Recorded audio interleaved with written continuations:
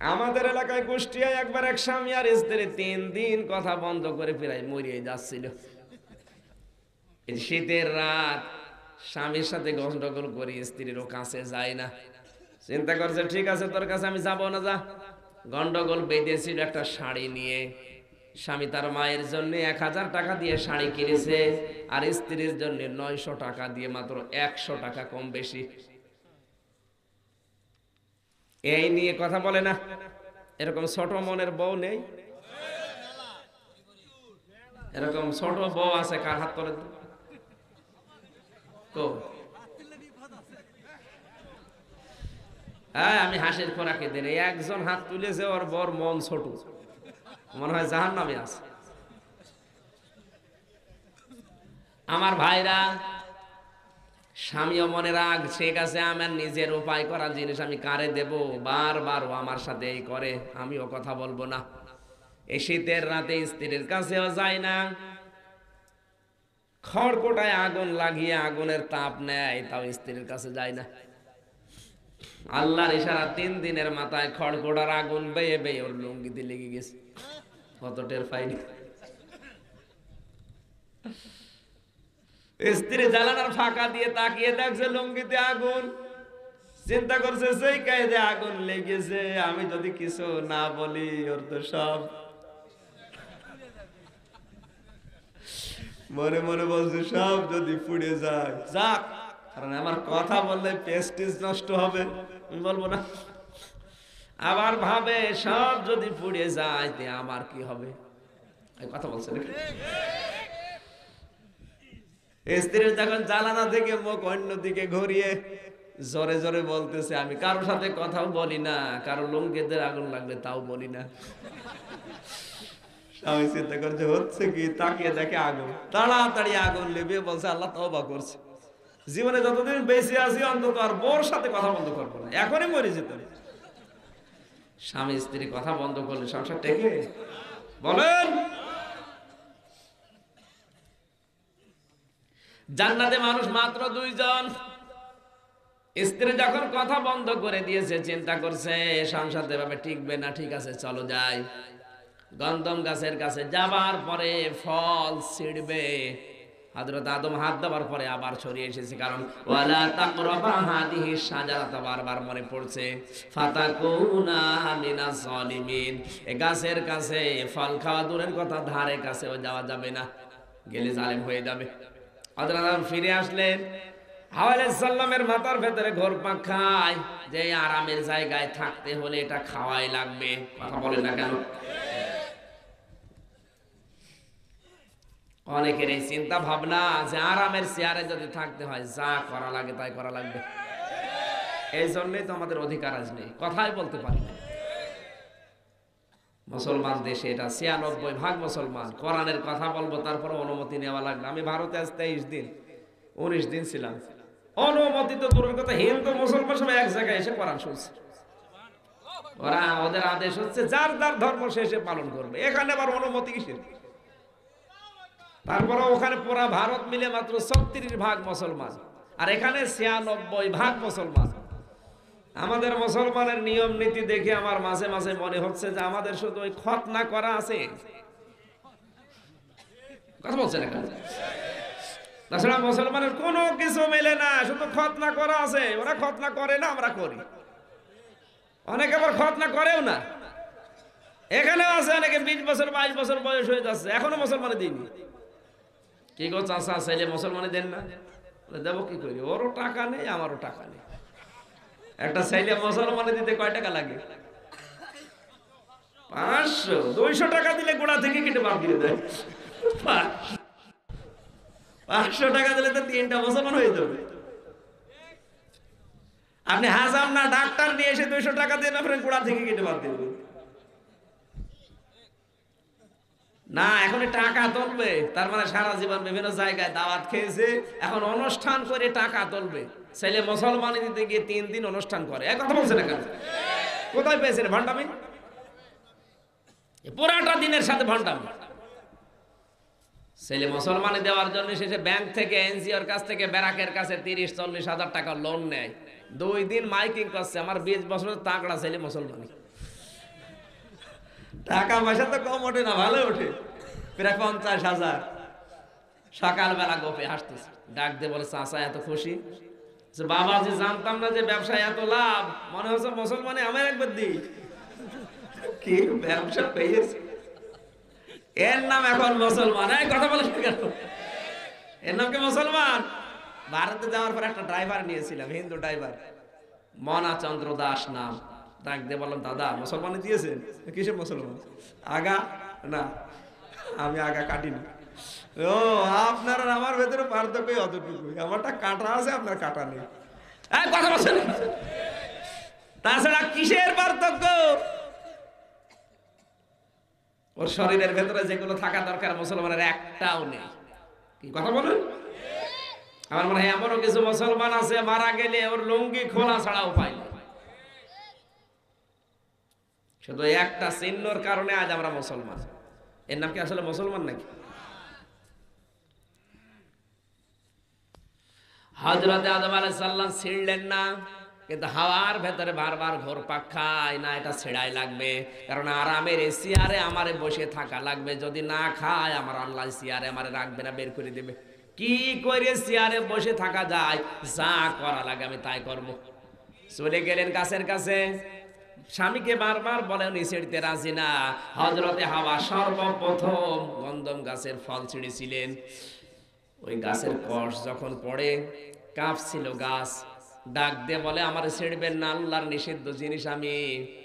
কষ যখন ঝরেছে তখন একটা বরদোয়া দিয়েছে, রব্বুল আলামিন তোমার নিষেধ থাকার পরও যে মেয়েটা আমার শরীর থেকে রস ঝরিয়েছে, এই মেয়েটা যখন বয়সপ্রাপ্ত হবে এর শরীর থেকে তুমি এভাবে কষ ঝরিয়ে নিও। এই জন্য ওই গাছের বরদোয়া কিয়ামত পর্যন্ত মেয়েদের লেগে আছে, 3 দিন 7 দিন 10 দিন। এই কথা বলছেন এখন। আমি আরো নিচে নামতে পারতাম, কিন্তু বাচ্চাদের কারণে পারলাম না। হ্যাঁ, নেমে মার খাই। হযরতে হাওয়া আলাইহিস সালাম গন্ধম গাছের ফল ছেড়ার পরে সঙ্গে সঙ্গে দুইজনের পোশাক শরীর থেকে খুলে পড়ে গেল। 2 নম্বরে পোশাক পায়খানার প্রয়োজন দেখা দিল। 3 নম্বর, ওই যে জান্নাতের মেন গেটে শয়তান দাঁড়িয়ে আছে, উলঙ্গ অবস্থায় দেখে খিলখিল করে হাসা আরম্ভ করলো। 3টা জিনিস পেলাম এখানে। জান্নাতের ফল খাওয়ার পরে পুরাপুরি শরীর পোশাক যখন নেই, গাছের লতা পাতা ছিঁড়ে তখন তারা লজ্জায় স্থান নিবারণ করেছিল, ঢেকেছিল। পোশাক পায়খানার প্রয়োজন যখন দেখা দিল, আল্লাহ বলেন, না এটা ওই জায়গা নয়, এখান থেকে এবার চলে যাও, তোমাদেরকে আমি আর এই পাক জায়গায় রাখবো না। এখান থেকে সবাই নেমে যাও। এই যে নাহাবিতু মিনহা জামিআ দিলেন আল্লাহ, নেমেছিলেন তো মাত্র 2 জন, আর শয়তান খুব বেশি হলো 3 জন, কিন্তু জামিআ কেন? তোমরা সবাই নেমে যাও। তার মানে কি হযরতে আদম এবং হাওয়ার পেটে কিয়ামত পর্যন্ত লক্ষ কোটি কোটি সন্তানরা আসবে, তার ভেতরে আমরা আছি না নেই? আরো জোরে বলা লাগবে। এই জন্য আল্লাহ ইহবিতু মিনহা জামিআ দিয়েছেন। জোরে বলে সুবহানাল্লাহ। জান্নাতের মেন গেটে শয়তান হাওয়া আলাইহিস সালামকে, আদম আলাইহিস সালামকে উলঙ্গ দেখে খিলখিল করে হাসা আরম্ভ করেছে। শয়তানের কিন্তু ইচ্ছা ছিল না যে জান্নাত থেকে আদম এবং হাওয়াকে বের করে দেবে না। আমি যতগুলো তাফসীর পড়েছি কোনো জায়গায় পাইনি জান্নাত থেকে আদম এবং হাওয়াকে শয়তান বের করে দেবে না। শয়তানের এই আকাঙ্ক্ষা ছিল, এই ইচ্ছা ছিল যে ওদেরকে কিভাবে উলঙ্গ করে লজ্জার স্থান দেখব। এই জন্য শয়তান সবসময় যৌনবাদী ও যৌনতা ছড়াতে ভালোবাসে। আজ অনেকে আছে যৌনতা ছড়াতে ভালোবাসে, আমি নাম নাই নিলাম, কত কায়দায় তারা যৌনতা ছড়াচ্ছে। বিভিন্ন কায়দায় নিজেরা হয়তো সরাসরি যদি ইলভাব নাও হয়, পেছনের দরজা দিয়ে শক্তি যোগায়। এমন মেলা লাগিয়েছে, শিশু মেলা, শিশু নেই, শুধু শিশুর খালারা। বই মেলায় বই নেই, এমন এমন বই পাওয়া যাচ্ছে যেগুলো পরে চরিত্র আরো ধ্বংস হয়। কথা বলে ঠিক কিনা? যে কিছুদিন আগে একটা লোকটা মারা গেছে, হুমায়ুন আহমেদ। ঈমান থাকলে আল্লাহ মাফ করুক, ঈমান যদি না থাকে আল্লাহ যেন যা করার তাই করুক। লোকটা একটা উপন্যাস লিখেছিল, পবিত্র ভালোবাসা। আপনি কি ঘুমাচ্ছেন? পবিত্র ভালোবাসাটা এখন সিনেমা হয়েছে, এখন সিনেমা চলছে না? এটা প্রায় ৪,৫০০ ভাষায় রূপান্তরিত হচ্ছে এই সিনেমাটা। এর মেন ভূমিকায় আছে বাংলাদেশের এখন টপ নায়িকা মাহিয়া মাহি। নায়কের চরিত্রে আছে রূপম, ভারতের হিন্দু নায়ক, আর অন্যান্য যারা আছে। এর মূল থিওরিটাকে আমি উপন্যাস যখন পড়েছিলাম, এখন হয়তো সিনেমা হয়েছে এটা, এর মূল থিওরি এইটা, মাহিয়া মাহি একটা মুসলমানের মেয়ে, বোরকা পরে পর্দা করে কলেজে যায়। রূপম হিন্দু, এই ছেলের সাথে মন দেওয়া নেওয়া, শেষ পর্যন্ত ভাবের আদান প্রদান, দুইজন মিলে পালিয়েছে, বিয়ে করেছে। মুসলমান হিন্দু যদি ইমান না আনে বিয়ে হবে? বলেন না কেন? এই যে বিয়ে তো জায়েজ হচ্ছে না। এখন ওর বাবা মা, ওর গার্জিয়ান যারা আছে, বড় ভাই চাচা, যারা মেনে নেয় না এই বিয়েটা, কারণ কোরআনের নির্দেশের বাইরে মুসলমান মানতে পারে। যখন মেনে নেয় না, তখন পরিচালক তাদেরকে উগ্রবাদ, মৌলবাদ, ফান্ডামেন্টাল, সাম্প্রদায়িক, জঙ্গি, এগুলো চরিত্র হিসাবে এদেরকে দেখানো হচ্ছে। তো এটার দ্বারা কি বুঝলেন? বাস্তবে কিয়ামত পর্যন্ত যদি এই সিনেমাটা বিভিন্ন ভাষায় রূপান্তরিত হয়। আমি তামিলনাড়ু ছিলাম, ওখানে এই সিনেমা চলছে, কিন্তু এই ভাষায় না, তামিল ভাষায়। ওদের নায়ক নায়িকা আলাদা, কিন্তু সব থিওরি গুলো ঠিক আছে। ওই লোকটা তো মারা গিয়ে কবরে আপেল খাচ্ছে, কিন্তু এই যে এই সিনেমাটা তৈরি করার কারণে পৃথিবীর যত ভাষায় মানুষ দেখবে, মুসলমান মেয়েদের, বোরকা পরা মেয়েদের উপর একটা খারাপ ধারণা আসবে, যে এরা মনে হয় বোরকা পরে তোলাতলি এই করে। বলেন, বোরকা পরা নির্দেশ কার? পর্দার একটা ফরজ বিধানের উপরে, হয়তো সরাসরি ইঙ্গিত না দিয়ে ইনডাইরেক্ট দিয়েছে। এখন এই লোকটা মারা গেছে, যত মানুষ এটা দেখবে আর খারাপ ধারণা করবে ইসলামের পর্দার উপরে, পর্দানশীল মেয়েদের উপরে, ও কি কবরে আপেল পাবে না আগুন পাবে? আগুন। কবরে যে আগুন পায় তার বাস্তব প্রমাণ দেখে এসেছে আমি নিজে। আবু সাহেলের কবর, ওর কবরে গিয়েছিলাম বদরের ময়দানে। ড্রাইভার আমারে বলছে, হুজুর এটা এই যে শয়তানের কবর। শয়তান মানে আবু সাহেলের কবর। এত পানি দেওয়া হয় এই কবরে, কিন্তু কোনো গাছ হয় না, গাছ হলেই মারা যায়।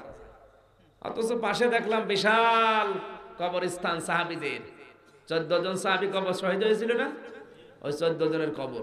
এই পাশে বিশাল খেজুর বাগান, নিচ দিয়ে গ্যালন গ্যালন পানি উঠতেছে। ওগুলো সাপ্লাই করে, রিফাইন করে বিভিন্ন দেশে প্রদেশে পাঠিয়ে দিচ্ছে।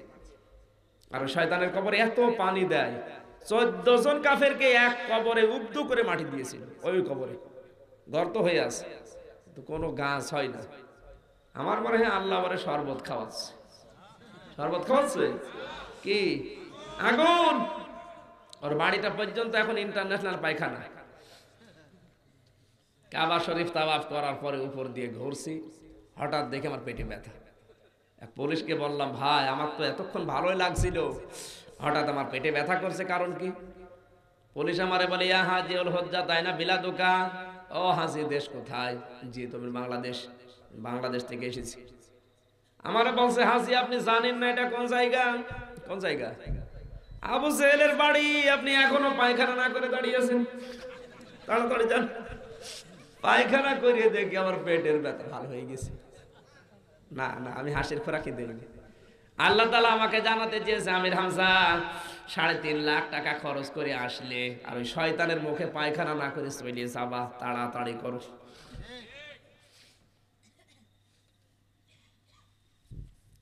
পৃথিবীতে যারা কোরআনের বিপক্ষে আজ ডাইরেক্ট হোক ইনডাইরেক্ট হোক, 96% মুসলমানের দেশে টক শোয় বসে বসে যারা নবীর বিরুদ্ধে কথা বলে, ওর বাবারও ক্ষমতা নেই কথা বলা, পেছন দরজা দিয়ে অনেকে হাওয়া দিচ্ছে। তোর বাবার ক্ষমতা আছে নবীর বিরুদ্ধে কথা বলে টিকে থাকা?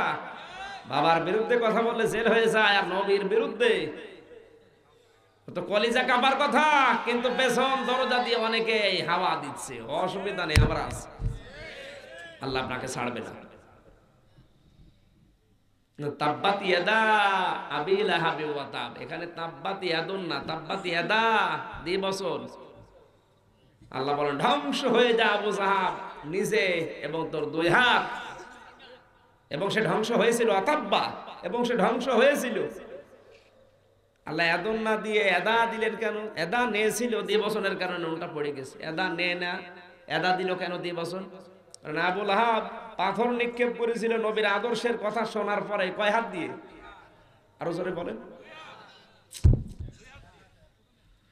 আবুল আহাব পাথর নিক্ষেপ করেছিল মিলাদ যখন পড়েছে, আল্লাহর নবীর মিলাদ বা জন্মের কথা শোনার পরে 2 আঙ্গুল দিয়ে ইশারা দিয়ে বান দিয়ে আজাদ করেছিল। কিন্তু যখন পাথর নিক্ষেপ করেছিল তখন কিন্তু 2 হাত না, তখন কয় হাত? 1 হাত দিয়ে। কিন্তু আল্লাহ এদা শব্দ দিয়ে ওর 2 হাত ধ্বংস করে দিলেন কেন? এই হাতে একটু নড়াচড়া করেছিল। আপনি একটা পাথর নিয়ে এভাবে নিক্ষেপ করেন, এই হাতের কাজ না, এই হাত নড়বে না। আল্লাহ বলেন যেহেতু এই হাত দিয়ে নিক্ষেপ করেছিল আর এই হাত নড়েছিল, এজন্য এটাও রাখলাম না। ইয়াদা আবিল আহাবে ওয়াতাব, ও তো ধ্বংস হয়েছে ওর 2 হাত, এবং ওকে আমি ধ্বংস করেছি, এবং ও হয়েছে ওয়াতাব্বা, বাস্তবে আমি দেখিয়েছি সেটা। আজ হয়তো ডাইরেক্ট আবু জাহালের ডান হাতের মতো শক্তি দিয়ে অনেকে ইসলামের বিরুদ্ধে ডাইরেক্ট চেষ্টা করে যাচ্ছে, আর বাম হাতের মতো অনেকে নড়াচড়া দিচ্ছে পেছনের দরজা দিয়ে। কারণ 96% মুসলমান তো দেশে ডাইরেক্ট করলে ওর খবর আছে, এজন্য বাম হাতের মতো নড়াচড়া করছে পেছনের দরজা দিয়ে। আল্লাহ যদি ধরে তোমারে, এই হাতও ছাড়বে না। কথা বলে ঠিক কিনা? এমনি কিছু বলে না, ইন্না বাতশা রাব্বিকা লাশাদীদ, আমি কাউকে কিছু বলি না, কিন্তু যদি ধরি ওরে আর ছাড়ি না। আজ মুসলমানদের উপরে, বিশেষ করে বিশ্বে 170 কোটি মুসলমান থাকার পরেও যে অত্যাচার হচ্ছে, আমাদের চাইতে বিশ্বে অনেক লোক সংখ্যা কম এরকম জাতি আছে না? নেই? বিশ্বে সবচাইতে বেশি মানুষ হচ্ছে খ্রিস্টান ধর্মের। কোন ধর্মের? এরপরেই হচ্ছে আমাদের স্থান। তামাম দুনিয়ায় সবচাইতে বেশি মানুষ বাস করে কোন ধর্মের? তারপরে অন্যান্য ধর্মের আছে। ইহুদি খ্রিস্টানরা তো, ইহুদি বৌদ্ধ মাজুসি ওরা তো অনেক পরে, কিন্তু ওরা পৃথিবীর কোন জায়গায় মায়ের খায় না। মায়ের মারের মতো জায়গায় মুসলমান শুধু মায়ের খেলে তো হয়তো জবাই করে রান্না করে খেয়ে ফেলছে। কি আশ্চর্য গো! অথচ 170 কোটি মুসলমান প্রসাব করে দিলে মায়ের মার ভেসে যাওয়ার কথা। কথা বলেন, এটা হওয়ার কারণ কি? এই যে না, একতা শুধু না, এই যে ডান হাত দিয়ে অনেকে চেষ্টা চালাচ্ছে, যারা বাম হাতের সহযোগিতা অনেকে করছে। এই যে সৌদি আরব, যেখান থেকে ইসলাম আমরা পেয়েছি, অথচ এই দেশের দায়িত্বে যে লোকটা এখন আছে সালমান, বিশ্বের সর্বশ্রেষ্ঠ মুনাফিক এই লোকটা এখন। এর কারণে আজ মুসলমানদের অবস্থা। এর কিছু করা লাগতো না, একটু যদি হুঙ্কার ছাড়তো এর দোকানের মতো পৃথিবী পাল্টিয়ে যেত। তো বিশ্বের কয়েকটা দেশ ঘুরে আসলাম, আমি যা দেখেছি, ভারতের মুসলমানরাও, কারণ 36% মুসলমান, ওরা যতটুকু ইমান নিয়ে ফুসকে ওঠে, বিশ্বের অন্যান্য ধর্মে অন্যান্য দেশে যারা আছে ওরা তো একটু কিচ্ছু হতো না মুসলমানদের। 53টা রাষ্ট্র মুসলমান এখন পৃথিবীতে। কয়টা? 53টা। আর সব সম্পদ আল্লাহ 53টা রাষ্ট্রের ভেতরে রেখে দিয়েছে। বিধর্মীদের রাষ্ট্রে কোন সম্পদ আল্লাহ দেয় না। আমাদের দেশটা আল্লাহ এমনি সাজিয়ে দিয়েছে, আর এরকম সাজানোর শহর তৈরি করতে হয় আমেরিকার মতো জায়গায়, ব্রিটেনের মতো জায়গায়, ইংল্যান্ডের মতো জায়গায়। ওরা তো এরকম সাজানো শহর পায়নি, এরকম সাজানো শহর ওরা বানিয়েছে, আর আল্লাহ এমনি আমাদের বানিয়ে দিয়েছে। সুবহানাল্লাহ বলতে পারেন না? নবীজি যে রাস্তা দিয়ে হেঁটে যেতেও ওই পায়ের নিচে সোনা দেখা যেত। আমরা আজ বাংলাদেশে, ভারতে, পাকিস্তানে মাটি খুঁড়লে হয় পানি পায় নাই কাদা পায় নাকি? আর নবীজি যেখানে পা দিয়েছিলেন ওই সমস্ত জায়গাগুলো এখন ওরা খুঁড়লে পানি না কাদা না, হয় তেল পাবে না সোনা পাবে। সুবহানাল্লাহ বলতে পারেন না? এত বরকত যে নবীর কারণে, সেই নবীর আদর্শগুলো আজ ভলণ্ঠিত হচ্ছে। মেয়েদেরকে আজ চালক বানিয়ে দিয়েছে, সিনেমা হল ওপেন করে দিয়েছে, সুদের মতো জিনিস এখন জারি করছে ওই দেশে। জোরে বলেন নাউজুবিল্লাহ। আল্লাহ ধরে না, কিন্তু ধরলে আর ছাড়বে না। তুমি যত বড় সালমান হও। এক লোক তার বউ নিয়ে গেছে চিড়িয়াখানায়, স্বামী শখ করে একটা কলা দিয়েছে, ও খাবে না, খেয়ে দিয়েছে বানরকে। বানর কলাটা নিয়ে চিন্তা করছে, না মুখে দেওয়া যাবে না, আগে পেছনে দিয়েছে। মেয়ে লোক তো গেছে রেগে, চিল্লা পাল্লা করছে, বেয়াদব বানর। এরে যারা দায়িত্বে আছে তারাও বেয়াদব, যে খাবার দেয় বানরকে, সে এসে বলছে আপা চিল্লাবেন না, আপনি তো জানেন না হাকিকত কি। কিছুদিন আগে আপনাদের মতো এক দম্পতি এসে একটা আম দিয়েছিল, আমার বানর আম একবারে মুখে দিয়ে পেটে যাওয়ার পরে আর বের হয় না, মারাই যাবে। শেষ পর্যন্ত বানরের পেছন চিরে আম বের করে 2টা সেলাই দেওয়া আছে, এখনো পর্যন্ত ঘাসও খায়নি।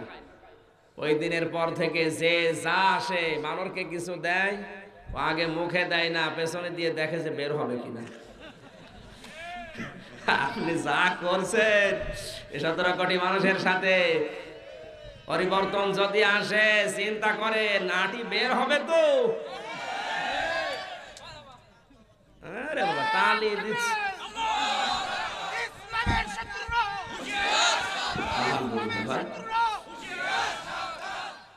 আপনি রাগ করবেন। এই জন্য জান্নাতের ভেতরে যেহেতু আলাইহিস সালামকে আল্লাহ বানিয়েছিলেন, ও জান্নাতের ভেতরে বানানো, ওখানের পরিবেশে তৈরি, বড় হয়েছে, যেন একবার শান্তি পেয়েছে তো জীবন গেলেও ছাড়তে চায় না। কারণ শয়তানের টার্গেট সব সময় মহিলা। শয়তানের টার্গেট কিন্তু সর্বপ্রথম মহিলা, না পুরুষ? মহিলা। হাওয়া আলাইহিস সালামকে আগে টার্গেট করেছিল, কাকে? আদমকে কিন্তু টার্গেট করে নাই, আগে করেছে কাকে? এই জন্য পুরা কোরআন শরীফের ভেতরে যেখানে শয়তানের নাম পেয়েছি, সেখানে পেয়েছি ইন্না কায়দা শাইতানি কানা দাঈফা। শয়তানের চক্রান্তগুলো একেবারেই দুর্বল, দাঈফা, একেবারেই দুর্বল। কিন্তু যেখানে মেয়েদের নাম পেয়েছি কোরআনে, সেখানে আর দুর্বল শব্দ নেই। ইন্না কায়দা কুন্না আযীম, সূরা ইউসুফের 28 নম্বর আয়াত। আল্লাহ বলেন মেয়েদের চক্রান্ত বড় ভয়ঙ্কর, আযীম শব্দ দিয়েছেন আল্লাহ। কারণ মেয়েরা যদি কোনো পরিবারে, সমাজে, রাষ্ট্রে ষড়যন্ত্র শুরু করে, চক্রান্ত শুরু করে, ওটার পরিবার থাকে না, ওটা জাহান্নাম হয়ে যায়। আজও পৃথিবীতে কোনো মহিলাকে যদি শয়তান একবার আসর করে, ওটার মহিলা থাকে না, ওটা শয়তানের চাইতেও মারাত্মক হয়ে যায়। যদি এই দেশে এখনো শুরু হয়নি, ভারতে চলছে। সম্মানিত ভাইরা, আজ পরিবারগুলোর দিকে তাকালে মনে হচ্ছে অধিকাংশ পরিবারের মেয়েদের শয়তান দখল করে ফেলেছে। কারণ মেয়েরা এখন রাজমিস্ত্রি আর আমরা যোগাইলে। ওরা ভ্যানিটি ব্যাগ নিয়ে সামনে যায়, আর এই যে পুরুষ মানুষ একটা বাচ্চা কোলে করে নিয়ে বোকার মতো চলছে, মনে হচ্ছে ওটা রাজমিস্ত্রি আর যোগালি যাচ্ছে। এলাকা এখন ওরা এরকম হয়নি। ভারতের এই সিরিয়াল গুলো দেখে দেখে ওরা এই চরিত্র বানাচ্ছে স্বামীর সাথে আচরণী। কথা বলেন। সমাজে যে সমস্ত মেয়েরা চক্রান্ত করে, আজ এই যে মহিলা মেম্বার হয় না, মহিলা মেম্বারের কাজ কি? কোনো কাজ না। আমার দাদাও চেয়ারম্যান, আওয়ামী লীগের চেয়ারম্যান, 21 বছর। ওরা বললাম দাদা এই যে মহিলা মেম্বার হয় এর কি কাজ? বলছে নাতি ওর কোনো কাজ নেই, ওই যে কয়টা টাকা পায় মাসে মাসে সোনো পাউডার কিনে সিফটি পিন মেরে ব্লাউজ গায়ে দিয়ে যখন আসে, তখন ইউনিয়ন গরম হয়, চলে যায়, ইউনিয়ন ঠান্ডা হয়। কোনো কাজ নেই। এই মহিলারা যদি 4-5 জন এক জায়গায় বসে বিচার করে, আর একজন মহিলা বলবে ও বউ তুই থোক, তোর বিচার করার দরকার নেই। ওদের বিচার ওরাই মানে না। ওর মেম্বার তাও 3 ওয়ার্ড মিলি, এক এক ওয়ার্ডে পুরুষ মেম্বার একটা, আর 3 ওয়ার্ড মিলি একজন মহিলা। জোরে বলুন সুবহানাল্লাহ, সুবহানাল্লাহ। এরপরে উপরে আপনি যত উঠবেন তাকান, যত উপরে উঠবেন তাকান। আমেরিকা পাগল, কিন্তু অত পাগল না। হিলারিকে ওরা আজ পর্যন্ত পাশ করতে দেয়নি। পুরুষ শাসিত ওদের দেশ, ওরা পাগল, আমরা মনে করি পাগল, কিন্তু অত পাগল এখনো না। কথা বলেন না কেন? আমরা, আল্লাহ আমাদের কোন শাস্তি দিচ্ছে আল্লাহ ভালো জানে। পাপের শাস্তি আল্লাহ তুমি এভাবে না দিও, অন্য ভাবে দাও। কথা বলেন না কেন? শুধু মিলাদ নিয়ে, জন্ম নিয়ে আনন্দ করা যাবে না। হ্যাঁ, মিলাদ নিয়ে আপনি আনন্দ করেন, জিলাপি খাবেন, খেজুরি খাবেন, কোনো নিষেধ নেই, আমি করছিও না, করেন। কিন্তু ওটা ইবাদত মনে করে যদি শুরু করেন, তাহলে আপনি সাহাবীদের চাইতে বেশি বোঝেন। আল্লাহর নবীর সাহাবীরা নবীজির ইন্তেকালের পরে একজন সাহাবীর নাম বলছে হযরতে তোফায়েল রাদিয়াল্লাহু তাআলা আনহু। 93 বছর বেঁচে ছিল নবীজির ইন্তেকালের পরে। কত বছর? 93 বছর। তিনি 120 বছর দুনিয়া জীবিত ছিলেন। এদিকে 7 বছর, ওদিকে 20 বছর, কত হয়? 27 বছরে তিনি ইসলাম গ্রহণ করে এই যে 120 বছর দুনিয়ায় বেঁচে ছিলেন। নবীজি ইন্তেকালের পরেও সে বেঁচে ছিল 93 বছর। কিন্তু 93 বছরে কোনোদিন আমাদের মতো ইয়া নবী সালাম আলাইকে পড়ে, মিলাদ পড়ে, জিলাপি খিচুড়ি খায়নি, এই ঈদে মিলাদুন নবী পালন করেনি। একজন সাহাবী নবীকে যে ভালোবাসা দিতে পারবে, আমরা তামাম দুনিয়া মিলে দিতে পারবো? আপনি কিসের ভালোবাসা দেখাচ্ছেন ঈদে মিলাদুন নবী পালন করে? খালি মিলাদ পড়া না, আপনাকে তো মানা লাগবে সিরাত। কারণ যারা সিরাত মেনে নিয়েছে, নবীর আদর্শ মেনেছে, তারাই জান্নাতি। যেমন আমির হামজা আব্বাস। এই কথা বলেন না কেন? আরো দলিল দেওয়া লাগবে। এজন্য আপনি মিলাদ পড়েন, নিষেধ নেই, কিন্তু পাশাপাশি আপনাকে সিরাত মানা লাগবে, নবীর আদর্শ মানা লাগবে। আর একটা আদর্শের কথা বললাম, নবীজি ছোটবেলায় মায়ের কোলে ভাইয়ের হক নষ্ট করলেন না। এরকম 27টা পেয়েছি আমি। সময় যেহেতু কম, আমি নির্ধারিত আয়াতের দিকে যাচ্ছি। কষ্ট হচ্ছে আপনাদের? আজকের আলোচনার বিষয় হচ্ছে বিজয়। কি? আরো জোরে বলেন। সুতরাং যা হচ্ছে পৃথিবীতে ভালো হচ্ছে। হ্যাঁ, ভালো হচ্ছে, আপনি তো এবার পাবেন। আপনি বললে হবে? জবান ছেড়ে আগে কোরআনের আয়াত পড়েন, আমি বাস্তবে মিলাচ্ছি। আউযু বিল্লাহি মিনাশ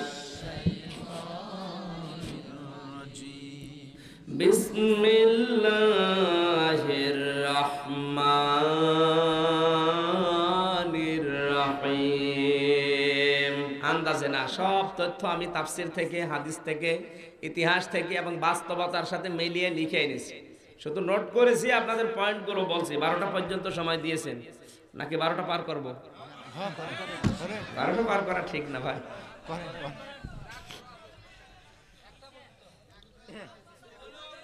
হ্যাঁ, আগে একটু তেলাওয়াত করেন কোরআনের আয়াত। এই যে এই লোকটা চলে যাচ্ছে কেন? কি আপনি কি কিসের 1 নাম্বার এই বয়সে? সভাপতির ভাই, ঠিক আছে, মুরব্বী মানুষ তো কিছু বলছে না। যুবক মানুষ উঠলে এমন কথা বলবো জীবন উঠবে না। আগে পড়েন একবার। আউযু বিল্লাহি মিনাশ শাইতানির রাজিম। বিসমিল্লাহির রাহমানির রহিম। ইযা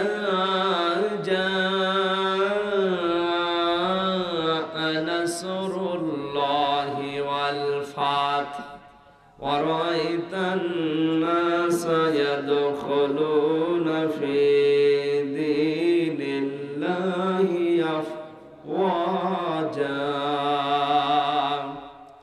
ফাসাব্বিহ বিহামদি রাব্বিকা ওয়াস্তাগফির ইন্নাহু কানা তাওয়াবা। সূরা নাসর কোন সূরা? সূরা কোরআন শরীফে 3 আয়াত বিশিষ্ট 3টা সূরা আছে। সূরা নাসর, আসর আর কাউসার। আমরা অনেকেই মনে করি সূরা কাউসারে শুধু 3টা আয়াত। সূরা নাসরও যে 3টা আয়াত অনেক হুজুররাও জানে না। সূরা নাসরের আয়াত কয়টা বলেন? সূরা নাসরের ভেতরে আয়াত সংখ্যা মাত্র 3টা।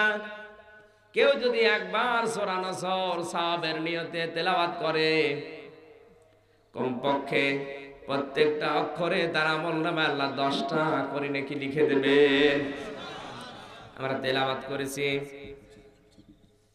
বিশ্বনবী মুহাম্মদুর রাসূলুল্লাহকে আল্লাহ জানাচ্ছেন, ইযা জাআ নাসরুল্লাহি ওয়াল ফাত, যখন আসবে, ইযা জাআ নাসরুল্লাহ, আল্লাহর সাহায্য, তখন আপনি বিজয় দেখতে পাবেন। আর 47 বছরে আল্লাহর সাহায্য এখনো আসে নাই, এজন্য আমরা ইসলামের বিজয় এখনো দেখতে পাইনি। কথা বোঝা লাগবে ভাই। নবীজি চেষ্টা করেছিলেন 17 বছর থেকে 40 বছর, 23 বছর একাধারে নিজের মন মস্তিষ্কের গড়া চিন্তা ভাবনা দিয়ে। কয় বছর? 23 বছরের ফল হয়েছে 0। কি হয়েছে? 17 থেকে 40 23 বছর একাধারে চেষ্টা করার পরে ফল জিরো হয়ে গেল। অথচ একই নবী একই মানুষ 40 থেকে 63 হাতে তার কোরআন শরীফ ছিল। তিনি চেষ্টা করলেন, বাকি 23 বছরে শুধু ফল জিরো না, এমন এমন হিরো তৈরি হয়েছে কিয়ামত পর্যন্ত এরকম হিরো আর আসবে না। আল্লাহর সাহায্য না আসলে বিজয় আসে না তার বাস্তবে। মানে এবার নবীর জীবন থেকে মিলেন 13 বছর। মদিনায় যাওয়ার পরে আরো চেষ্টা করলেন 2 বছর। দ্বিতীয় হিজরিতে বদরের যুদ্ধ হয়েছিল। এদিকে 13, ওইদিকে 2, কত হয়? এই 15 বছর চেষ্টা করার পরে আল্লাহর নবী বদরের ময়দানে সাহাবী নিয়ে গিয়েছিলেন মাত্র 313 জন। তাহলে 15 বছরে তার রেজাল্ট কয়জন? আরো জোরে বলেন। 313 জন পেলেন মাত্র। মদিনাতে যাবার পরে আরো 4 বছর পার হয়ে গেল।